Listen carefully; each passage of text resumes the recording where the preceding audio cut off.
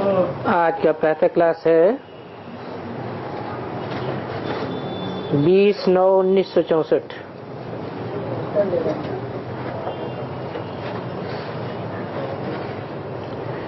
Record चला है, किसी ने अपना बना के मुझको मुस्कुराना सिखा दिया।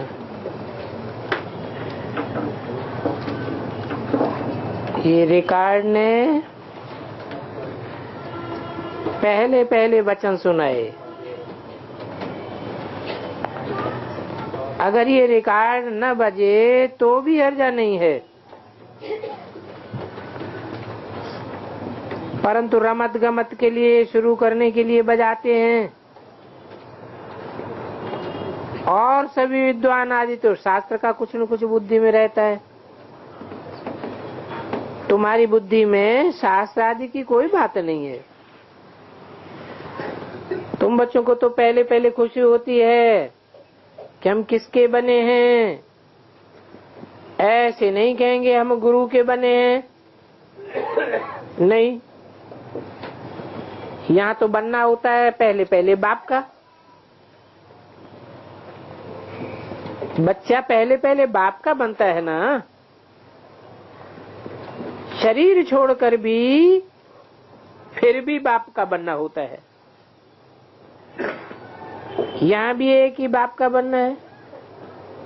वेद शास्त्र आदि किसी की भी दरकार नहीं है। बाप को बच्चा पैदा होता है तो बाप समझते हैं कि मिल्की मेरी मिल्कियत का मालिक आया है। तो ये संबंध की बात है। तुम बच्चे भी जानते हो, हम वास्तव में पहले भी पारलौकिक बाप शिव बाबा के बच्चे थे। पहले यहाँ भी हम आत्मा हैं, पीछे हमको शरीर मिलता है। और तुमको शरीर तो है, परंतु अभी तुमको बेहद का बाप भी मिला है। उस बाप ने आकर के तुमको अपना परिचय दिया है।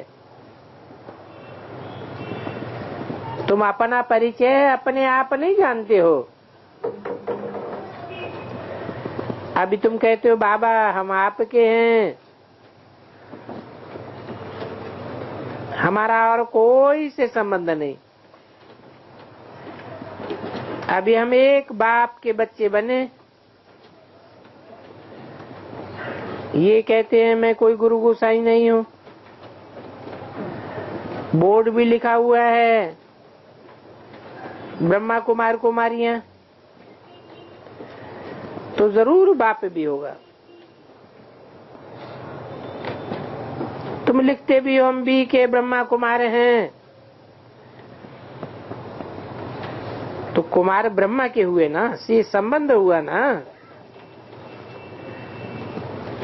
तो माँ बाप का संबंध जरूर चाहिए। गाते भी हैं तुम मात पिता हम बालक तेरे, आत्मा को जैसे वो अविनाशी बाप याद है। कहते हैं तुम मात पिता, हम जब आपके बालक बनेंगे तब हम बरसा लेंगे। अभी तुम जानते हो हम माता पिता के बने हैं। भले यहाँ से चले जाते हैं, फिर भी उनसे पूछो तो कहेंगे जरूर ये हमारे माता पिता है।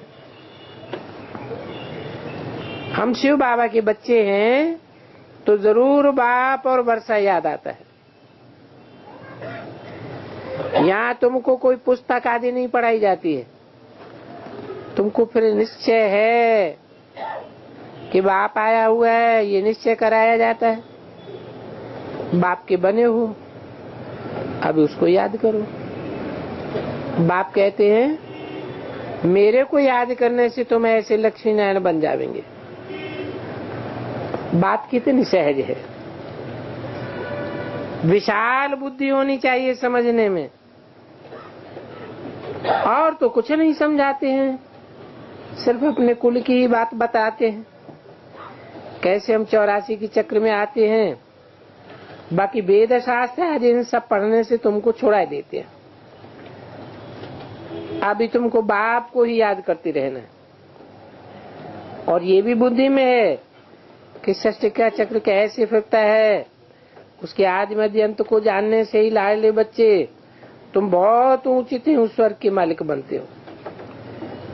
तुमको सदैव के लिए हर्षित मुख बनाता हूँ, बातें कितनी सहज बताता हूँ, और फिर भी तो भूल जाते हो। आखिर कारण क्या है भूलने का? माँ बाप को बच्चे का भूलते तो नहीं है। बाप और वर्ष को याद करो तो सदैव हर्षित रहेंगे। जब कोई दुख होता है तो बाप को याद करते हैं। जरूर बाप ने बहुत सुख दिया होगा। कोई दुख देते हैं तो कहते हैं हाय बाबा, हाय भगवान, हरे राम। हर जन्म में हाय हाय करते आए। अब तो तुम बच्चों को बिल्कुल सहज समझाते हैं। तुम बल तंदुरुस्त न भी हो, कितने भी बीमार हो, तो भी तुम सर्विस कर सकते हो। ऐसी बीमारी मनुष्य को कहते हैं राम राम कहो। तुम भी बीमारी में ही फिर औरों को बतलाओ, शिव बाबा को याद करो। तो जरूर औरों को याद कराना पड़े। मना मरने की हालत में भी तुम कोई को नॉलेज दे सकते हो, क्योंकि तुम परमात्मा के बच्चे हो, उनको याद करते हो। बताओ, शिव बाबा बेहद का बाप है, वो ही वर्षा देंगे और बेहद का वर्षा देंगे। सर्विस का शौक होगा तो मरने के समय भी किसी को जान दे देंगे। ऐसे नहीं कि हॉस्पिटल में पड़े रहे और तुम्हारा मुख बंद हो जाए। नहीं, मुख से कुछ न कुछ निकलता रहे। तो देखो, तुम्हारी इतनी अच्छी अवस्था होनी चाहिए कि बीमारी में भी तुम बहुत सर्विस कर सकते हो। मित्र संबंधी आवेंगे, उनको कहेंगे परमात्मा को याद करो, वो सबका रखवाला है, इसलिए शिव बाबा को याद करो। तो वो एक है और वर्षा भी सभी को एक से मिलता है। बेहद का वर्षा है। लौकिक संबंध में तो सिर्फ मेल को वर्षा मिलता है। कन्या है ही 100 ब्राह्मणों से उत्तम, और पवित्र को दान दिया जाता है। सन्यासी पवित्र हैं, इसलिए उनको दान दिया जाता है। लेकिन तुम कन्याएं तो सबसे जास्ती पवित्र हो, इसलिए कहते हैं हम कन्या को दान देते हैं। कन्या का दान बहुत बड़ा दान समझते हैं। वास्तव में वो कोई दान नहीं है।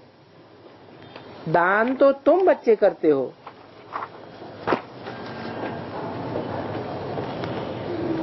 तुम कहते हो कि हम अपनी कन्या शिव बाबा को देते हैं। 20/9/64 की वाणी का दूसरा पेज। वहां तो कन्या को देते हैं दान। किस लिए देते हैं? देते हैं कत्लेआम कराने के लिए। जहां कन्या को देते हैं वो तो तुम यहाँ जानते हो कि स्वर्ग की महारानी बनाने के लिए देते हो, परंतु कन्या भी ऐसी अच्छी पढ़ी लिखी हो, अपने कुल की भी अच्छी हो, जो समझाने से झट समझती हो।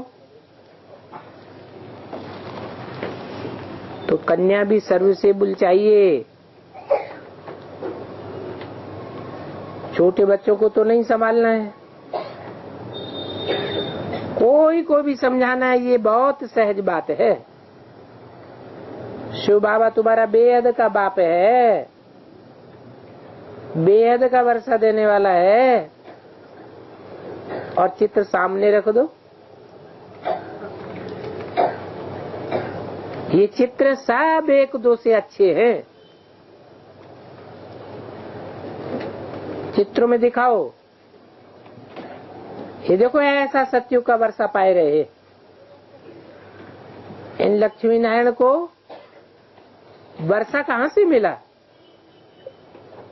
कितनी सहज बात है। इसलिए बाबा बड़े चित्र भी बनवाए रहे हैं। बोलो ये नाटक पूरा होता है। हमने 84 जन्मों का पाठ बजाया,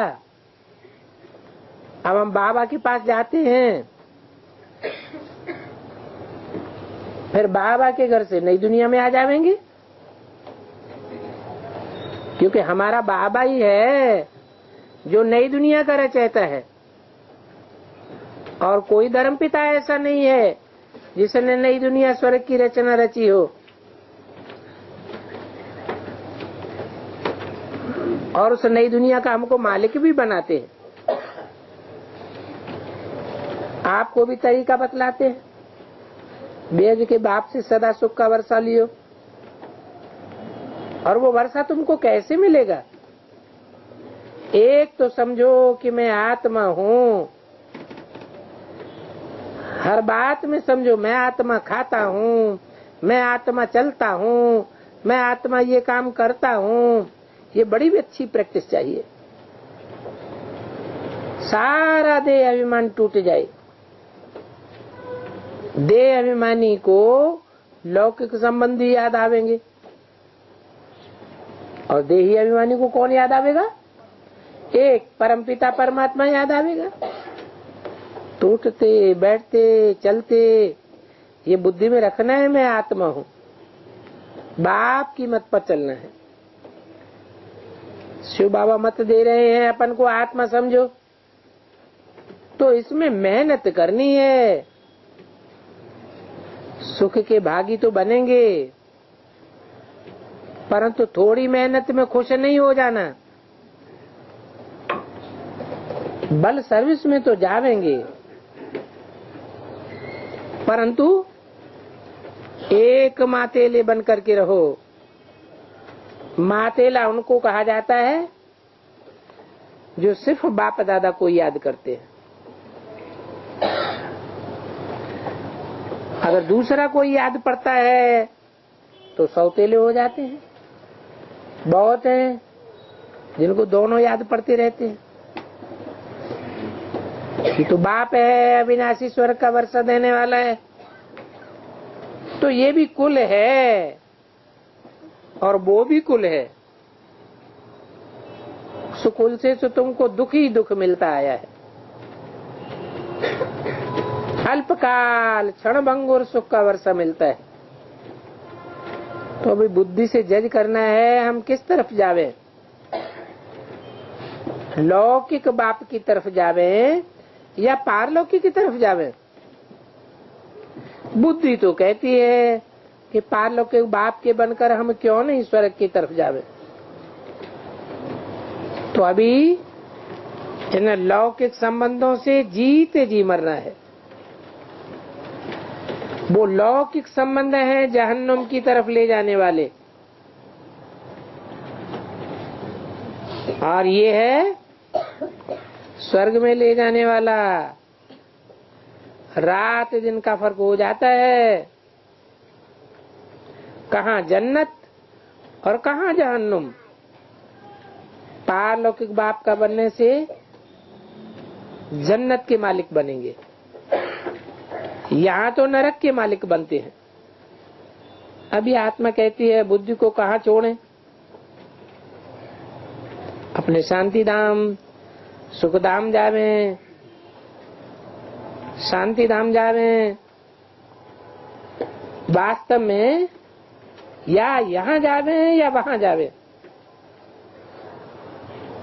कहाँ जावे ये बुद्धि में उठना चाहिए।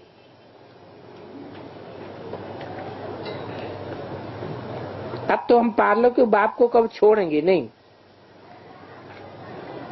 यहाँ तो तुम बच्चे सन्मुख बैठे हो, तुम्हारा लौकिक संबंध अब यहाँ कोई भी नहीं है। बुद्धि कहती है हम तो बाबा के साथ मुक्ति धाम शांति धाम जावे। सवेरे उठ करके ऐसे ऐसे विचार सागर मंथन करना चाहिए। तो सवेरे सवेरे बाबा की याद में बैठने से, टेव पड़ जाने से फिर बहुत मजा आवेगा। घड़ी घड़ी सोचना चाहिए अब किस तरफ जावे, बुद्धि की खेच किस तरफ होनी चाहिए। बुद्धि कहती है स्वर्ग की तरफ जाना चाहिए, नरक की तरफ क्यों जावे। ये माया तो बहुत बड़ा धोखा देती है। अभी तो तुम्हारे पास अहम ऑब्जेक्ट है, अभी तुम किनारे पर हो, जानते हो इस दुनिया की तरफ तो दुख ही दुख है, और उस तरफ है 21 जन्मों का सुख। तो बाप कहते मेरे को याद करो क्योंकि मेरे पास आना है। माया कहती है दुनिया की तरफ जाओ। तो कहाँ जावे? अभी रास्ता तो तुमको मिल गया है। एक है स्वर्ग की तरफ जाने का रास्ता और दूसरा तरफ है नरक की तरफ जाने का रास्ता। टिवाटा होता है ना, 3 रास्ता, 3 गलियों के बीच में टिवाटा होता है। तो ये टिवाटा कहो किस तरफ जावे? सुखधाम जावे, दुखधाम जावे, किस तरफ जावे? एक गली है मुक्ति की और दूसरी गली है जीवन मुक्ति की और तीसरी है जीवन बंध की, नरक की। जैसे 3 नदियों का संगम होता है,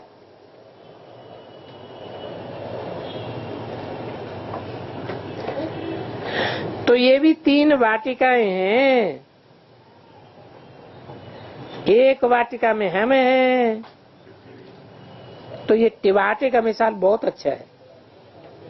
कहाँ जावे? नरक का तो विनाश होना ही है, क्योंकि यहाँ तो दुख बहुत है। तो अभी हम टिवाटे पर खड़े हैं, हम पीछे को नहीं हटेंगे, क्योंकि दुख की गली से निकाल बाबा ने हमको टिवाटे पर ला करके खड़ा किया।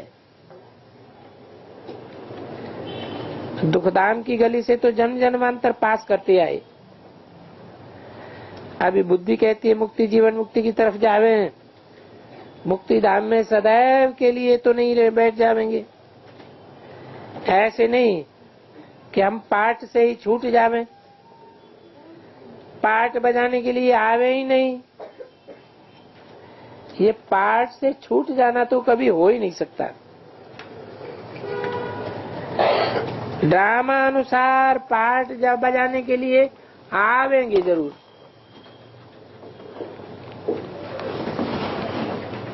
और ये भी जानते हो कि पाठ पूरा होगा तो मच्छरों सदस्य मरेंगे।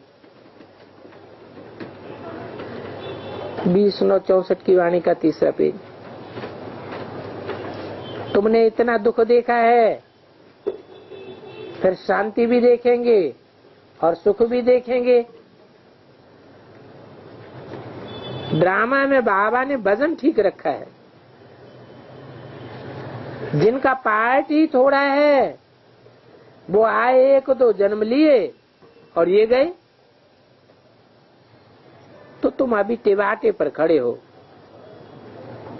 वो शांति धाम है, वो सुख धाम है, और ये हम खड़े हैं टिवाटे पर। 3 रास्ता। अगर शांति धाम जाना चाहते हो तो फिर शांति धाम को याद करते रहो। मुक्ति धाम को याद तो जरूर करना पड़े। पिछाड़ी वालों को मुक्ति धाम में जास्ती रहने के कारण मुक्ति धाम में ही जास्ती याद पड़ेगा। तुमको जीवन मुक्ति धाम याद पड़ता है। हम जल्दी जावे, क्योंकि तुम कोई पिछाड़ी में जाने वाले थोड़े ही हो। तुम तो पहले पहले जावेंगे।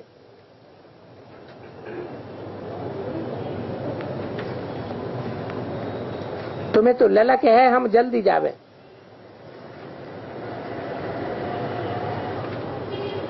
न है तो हम चाहते हैं, वो चाहते हैं मुक्ति में ही रहे। अच्छा, बाप को याद करते रहो, उस मुक्ति में जाने में भी कल्याण है, क्योंकि वो निर्वाण धाम में रहना चाहते हैं, सुख धाम में तो आना नहीं चाहते। तो इससे समझ जाएंगे इनका पार्ट ही नहीं है। इस्लामी बौद्ध आदि से कोई आए जो बहुत वहां रहने चाहेंगे, वो सुखधाम नहीं आना चाहते हैं। तुम तो सुखधाम जाने वाले टिकाटे वाटे पर खड़े हो, तुम पुरुषार्थ करते हो, उनको सिर्फ तुम्हारा सच्चा योग ही पसंद आवेगा, ज्ञान उतना पसंद नहीं आवेगा। अच्छा ठीक है, तुम बाप को याद करते रहो, तुमको चक्र भी याद करने की दरकार नहीं है। ये सुदर्शन चक्र सिर्फ भारतवासियों के लिए है। ऐसे तो ये ज्ञान सब धर्मों के लिए है। समझते हैं ड्रामा अनुसार जिन्होंने जितना लिया है वो ही आकर के अपना पद ले लेंगे। मुक्तिधाम जाना चाहते हैं तो बाप को याद करो। चाहो हम सदैव सुखी रहें तो वहां शांति भी है, सुख भी है, वो तो स्वर्ग ही है जहाँ सुख शांति दोनों है। तो जो जिस तरफ का होगा उनको वो वर्षा लेना है। कहते हैं सर्व का मुक्तिदाता जीवन मुक्तिदाता तो बाप है। कोई को एक जो जन्म लेने होंगे तो इसमें ही सुख देखेंगे, उसमें ही दुख देखेंगे।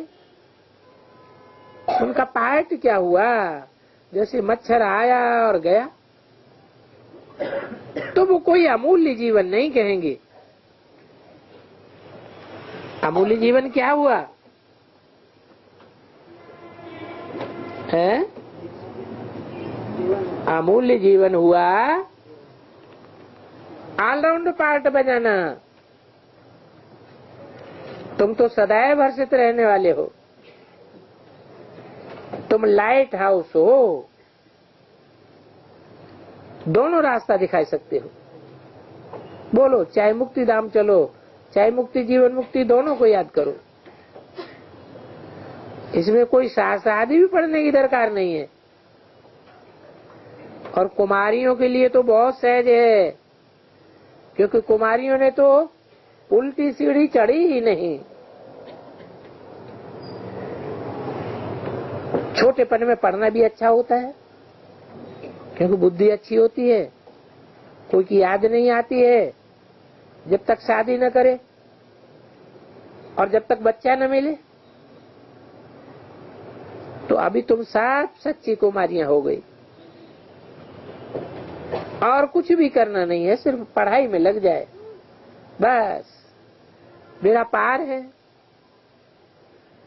ये तो जो विशाल बुद्धि नहीं है उन्हों के लिए सच्ची गीता झूठी गीता आदि ये कंट्रास्ट बताया जाता है।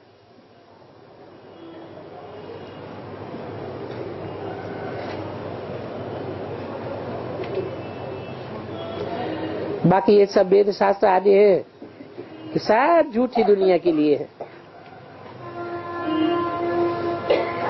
ये बातें वेद का बाप ही समझाते हैं, जो फिर हमको स्वर्ग का मालिक बनाते हैं। चित्र भी है, हमको ऐसा बनना है। बाप कहते हैं इस पढ़ाई से तुम सुदेवी देवता बनते हो। अब ये खेल पूरा होना है। मनुष्य तो घोर अंधियारे में है, तुम अब सोजरे में हो। बाप ने आकर नींद से तुमको जगाया है। ये बुद्धि को, आत्मा को जगाया जाता है। मन बुद्धि को ही आत्मा कहा जाता है।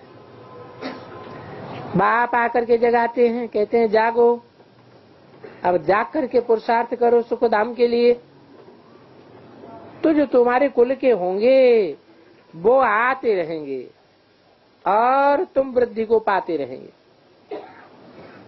बताओ तुम्हारी प्रजा कितनी बनती है?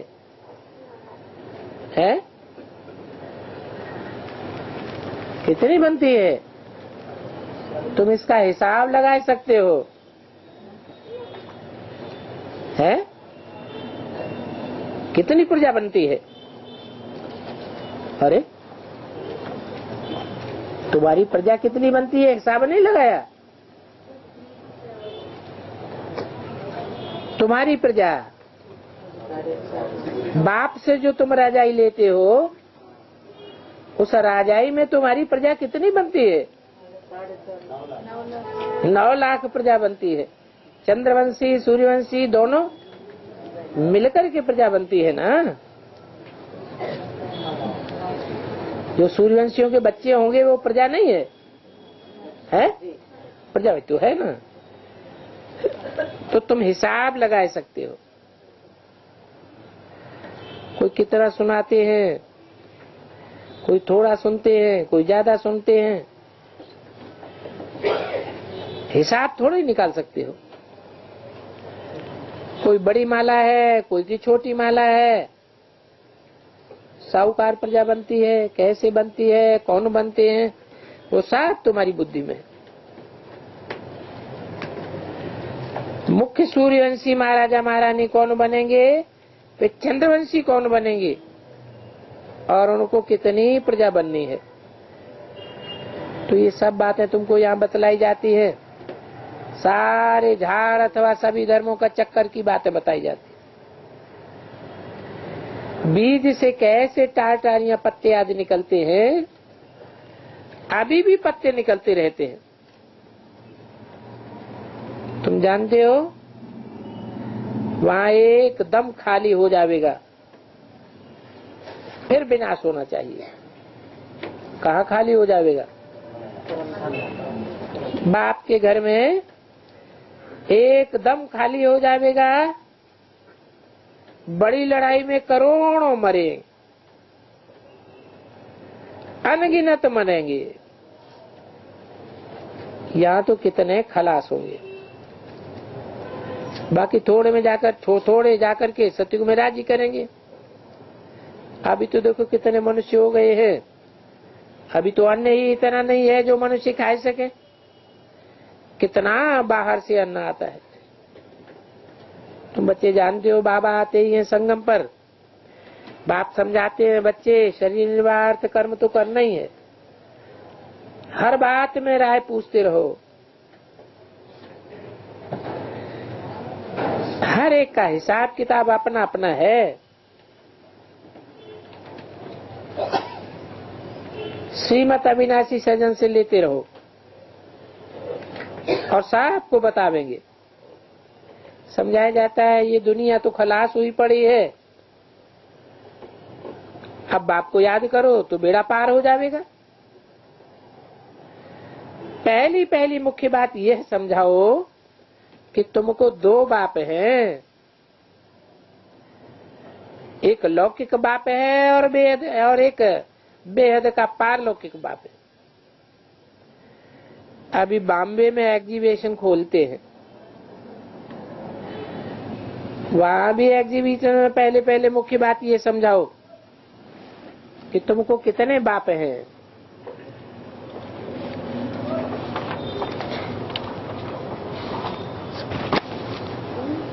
भक्ति मार्ग में सभी परमपिता परमात्मा को याद करते हैं। 20/64 की वाणी का 4था पेज। तो 2 बाप हुए ना। जो पारलौकिक बाप है वो स्वर्ग की स्थापना करते हैं। तो स्वर्ग की स्थापना करने वाला कौन सा बाप है? पारलौकिक बाप बेहद का है या हद का है? बेहद का है तो पारलौकिक है। और इस लोक का बेहद का बाप कौन है? इस लोक का बेहद का बाप है प्रजापिता। वो कोई स्वर्ग की स्थापना करने वाला नहीं है, है तो बेहद का बाप, परंतु उस बेहद के मनुष्य सृष्टि के बाप में आकर के परमपिता परमात्मा स्वर्ग की स्थापना करते हैं। तो दो बाप हुए।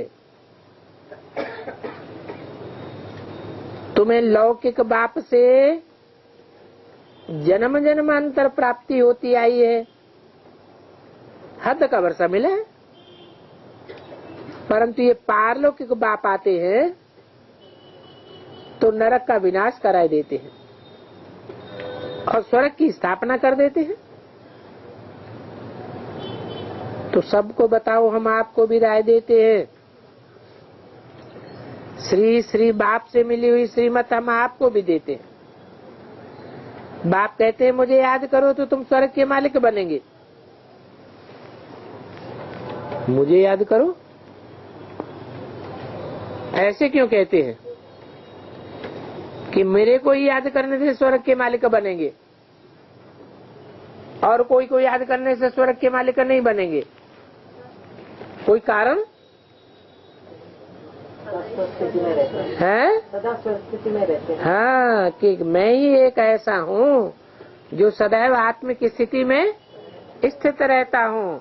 मैं कभी भी देह भान में नहीं आता हूँ, सदैव निराकारी निर्विकारी निरहंकारी हूँ।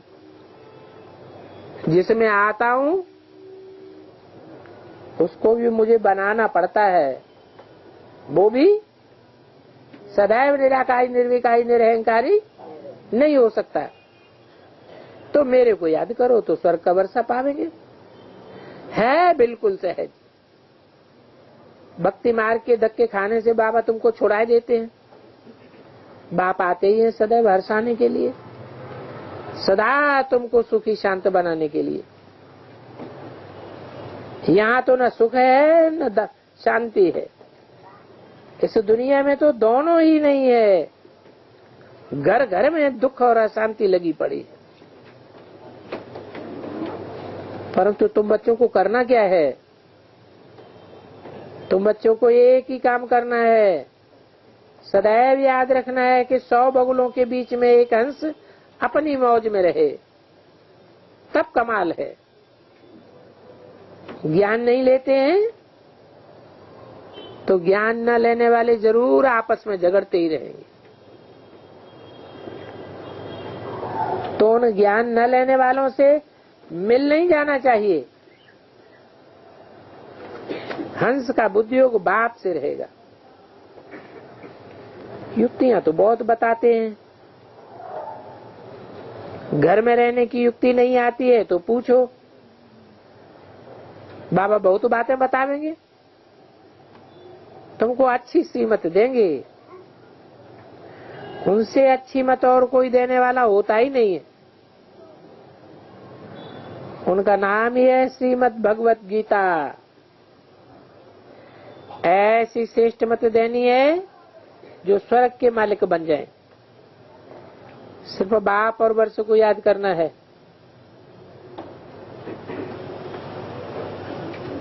जपना भी नहीं है कि राम राम राम राम शिव बाबा बोलते रहो।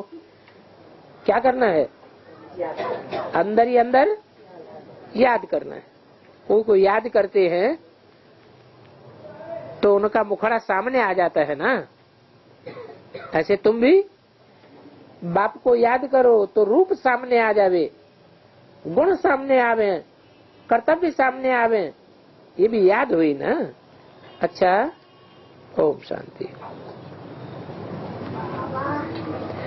बोलो।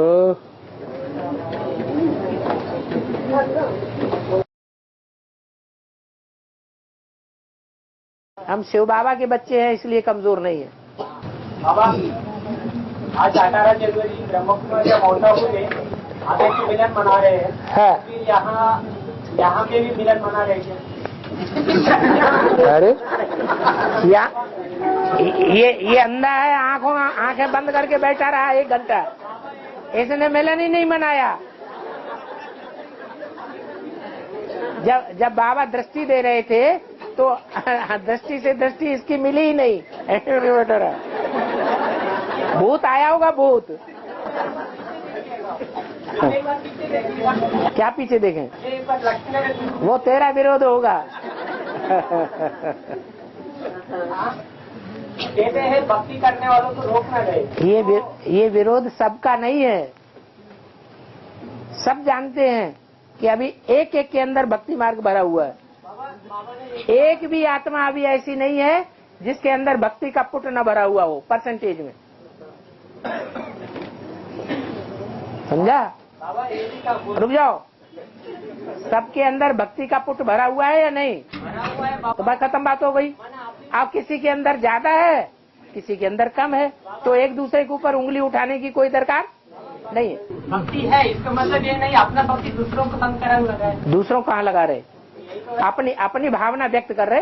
बाबा ये भी बाबा उनके अंदर भावना है कि हम खाना खाएंगे तो पहले बाबा को खिलाएंगे, तो वो पहले बाबा को खिला लेते हैं। इससे दूसरों से क्या कनेक्शन उनका? का पानी है, है? गीता पाठशाला का ऐसा नक्शा बनाओ जैसे कि मिनी मधुबन। हाँ, गीता पाठशाला में ऐसा डेकोरेशन कर तो मिनी मधुबन में माया आती है कि नहीं? गीता पाठशाला में ऐसा डेकोरेशन करना है क्या? मिनी मधुबन में माया आती है या नहीं? पापा अभी जो किया वो सब माया के लिस्ट में है क्या? सब माया की लिस्ट में। अभी एक भी ऐसा नहीं है जो बाप का बन गया हो। अरे बाप की घरवाली ही अभी बाप की नहीं बनी, तो तुम कौन सी चीज हो? तो बाबा हाँ, गीता पाठशाला वाला को मिनी मधुबन जैसा नक्शा बनाना है, लेकिन मिनी मधुबन में माया आती है या नहीं आती है? बाबा माया आती है, इसका मतलब वो माया को सब कुछ निकाले तो क्या? माया आ सकती है तो प्रकृति नहीं आ सकती। तो प्रकृति जो है वो ज्यादा होशियार है या माया ज्यादा होशियार है? दोनों होशियार नहीं है। दोनों होशियार है तभी तो दोनों होशियार नहीं है। एक होशियार है और एक पावरफुल है। माया होशियार ज्यादा है, चालाक ज्यादा है, और प्रकृति पावरफुल ज्यादा है। तो बाबा आप अभी उनके लिए क्या राय देना चाहते हैं? किसके लिए? ऐसे ऐसे डेकोरेशन करने वालों किसी को भक्ति करने के लिए मना नहीं करना। जो भक्ति करने के लिए मना करते हैं, तलवार लेके खड़े हो जाते हैं, उतारो जनेऊ, वो मुसलमान है। मुसलमान धर्म में जन्म लेना पड़ेगा। बाबा हम भी एक भावना रखते हैं। शुभ भावना।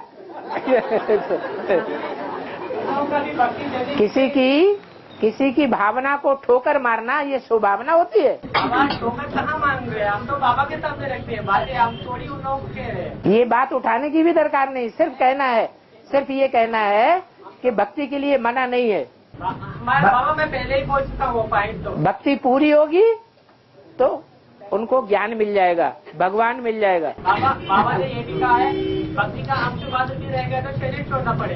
अरे तुम्हें ज्यादा चिंता है कि उन्हें ज्यादा अपनी चिंता है? बाबा परिवार के साथ चलना है, कैसे कर रहे हैं बाबा? कौन मना करता है तुम्हें साथ चलने के लिए? परिवार में है तो बोलने का हक तो होगा ना। कौन मना करता है कि न बोलो? बाबा वही तो मैं बोल रहा हूँ। बोलो, लेकिन बोल में भी पाप कर्म बनता है। ऐसा न बोलो जिससे दूसरों को छेद लग जाए। भावना लेके जाते हैं हर बात में। वो अगर भावना को समझ गए तो अच्छा है, नहीं समझे तो हम क्या करें? अब तुम्हारी भावना को कोई ना समझा और तुम्हें दे दिया शराब तो बाबा है हमें।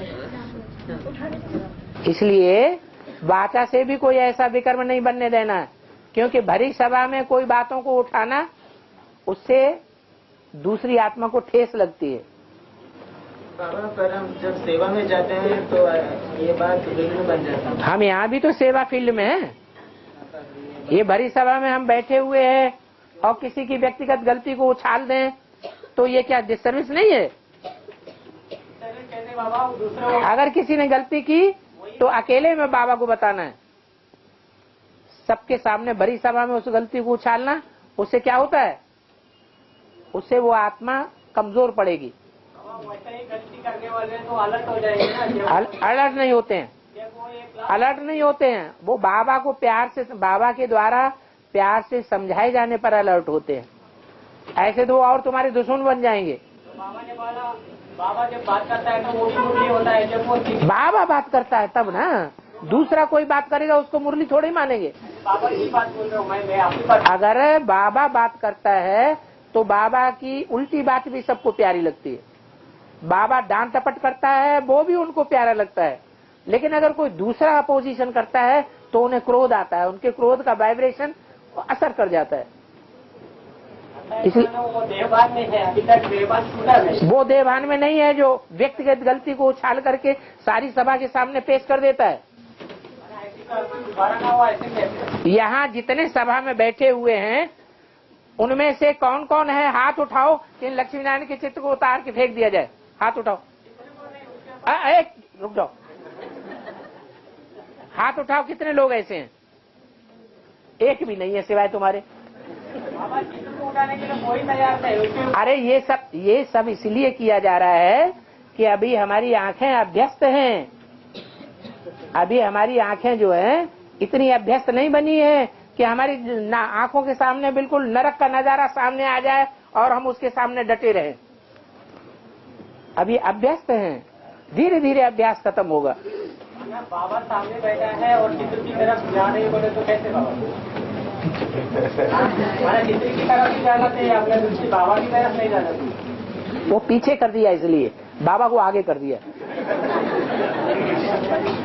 जब हमारा कोई गलती होती है तो हम जान जाते हैं कि हमसे ये गलती हुआ, तो उस बात का पोता मिल देने से पहले ही, उस बात का पोता मिल हम न दें, लेकिन पोता मिल देने से पहले ही 1 साल तक उस गलती को रिपीट न होने दें। ऐसा ध्यान रख करके चलें, फिर पोता मिल दें तो क्या सजा कुछ कम हो जाएगी? आया समझ में? नहीं आया? हाँ, हमसे कोई गलती हो जाती है और हम जान जाते हैं हमसे ये गलती हुआ, तो उस बात का पोता मेल हम 1 साल तक पोता मेल न दें, लेकिन उस गलती को भी रिपीट न होने दें। होगा जरूर। हाँ, क्योंकि ये नियम है कि कोई गलती हो जाए और उसका पोता मेल तुरंत नहीं दिया तो उसी समय से दिन दूनी रात चौगनी उसका चक्रवर्ती ब्याज बढ़ता जाएगा। बाबा ने ये लिख करके देने से आधा पाप हो जाता है। आधा लिख के देते हैं, आधा नहीं देते हैं, आधा छुपा लेते हैं, तो आधा ही माफ होगा, आधा उसका ब्याज चढ़ता रहेगा। बाबा और एक प्रश्न है, 108 के मनके में पहला मन का प्रजापिता और दूसरा मन का मम्मा, तो दोनों मिलकर एक हो गया ना, एक मन का हो गया। नहीं, जोड़ियाँ कौन है ऐसे पूछ रहे है? उनकी जोड़ी कौन है ऐसे पूछ। क्या? दोनों मन के मिलके एक हो गया, हाँ, तो उनकी जोड़ी कौन है बोल के पूछ रहे। जोड़ी की जोड़ी? वो दोनों मन के तो एक हो गया ना, ऐसे बोल रहे हैं। ऐसे बोल रहे क्या? प्रजापिता के पहला मन का, पति पत्नी मिलकर के स्वभाव संस्कार से एक हो गए, तो अब कोई जरूरी है कि उनकी जोड़ी बनाई जाए? जोड़ी पूछ रहे हैं। माने व्यभिचार फैलाना जरूरी है? बाबा हमसे खुश रहे, इसके लिए हमको क्या करना है? बाबा हमसे खुश बना रहे, इसके लिए हमको क्या करना है? जैसे चलाए वैसे चलना है। भक्ति खत्म हो जाने का मतलब निराधार हो जाना है। भक्ति का संस्कार पूरी तरह खत्म होने का मतलब है कि निराधार हो फिर तो निराकार हो ही जाएंगे, बिल्कुल। तो जैसे बिना खाने के भी रह जाए। और क्या, ये हद का खाना क्या भक्ति नहीं है? जब बेहद का भोजन तुमको मिल रहा है तो हद का खाना क्यों? तो भक्ति तो है। बाबा हमें डांट देते हैं और हमसे खुश नहीं रहते हैं, तो हमें क्या करना है? अब तुरंत माफी मांग लो कि हमसे गलती हो गई, हमसे भूल हो गई, अब हम ऐसा कभी नहीं करेंगे। बाबा खुश हो जाएंगे। बाबा तुरंत खुश होने वाला है या नहीं? खुश, तुरंत खुश होने वाला भी तो है। नालंदा विश्वविद्यालय को दुनिया की पहली यूनिवर्सिटी कहा जाता है। खिलजी ने उस यूनिवर्सिटी को जला दिया। कई महीनों तक वहां आग नहीं बुझी। उस आग में सब विद्यार्थी और सन्यासी मर गया। इसका रहस्य क्या है?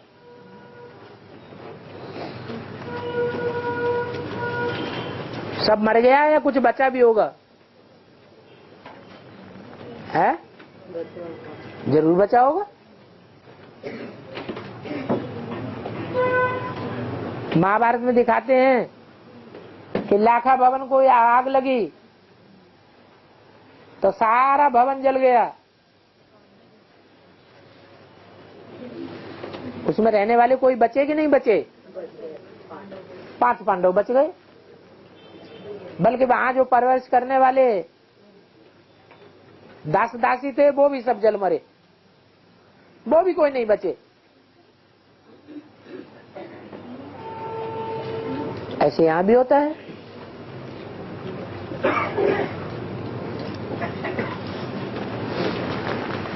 ब्रह्मा बाबा को सफेद वस्त्र पहने हुए क्यों दिखाते हैं? ब्रह्मा बाबा का पार्ट बच्चे का पार्ट है या नौजवान या बूढ़े का पार्ट है? भाव स्वभाव संस्कार के आधार पर, बुद्धि के आधार पर, उन्हीं का बुद्धि का जो स्वभाव संस्कार है वो बच्चे की तरह है या बड़े की तरह है? बच्चे की तरह है। बच्चा सात्विक संस्कार का होता है या तामसी होता है? सात्विक होता है, इसलिए सफेद कपड़े दिखाए हैं।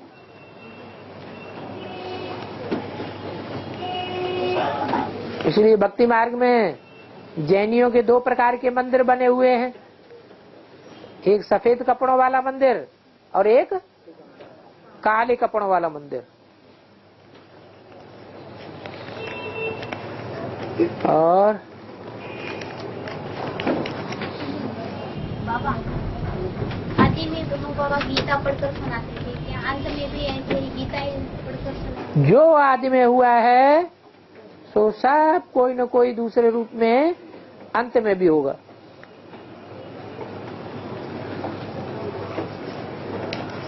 और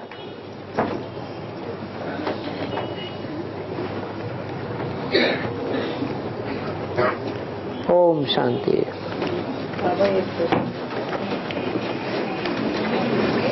बस बस।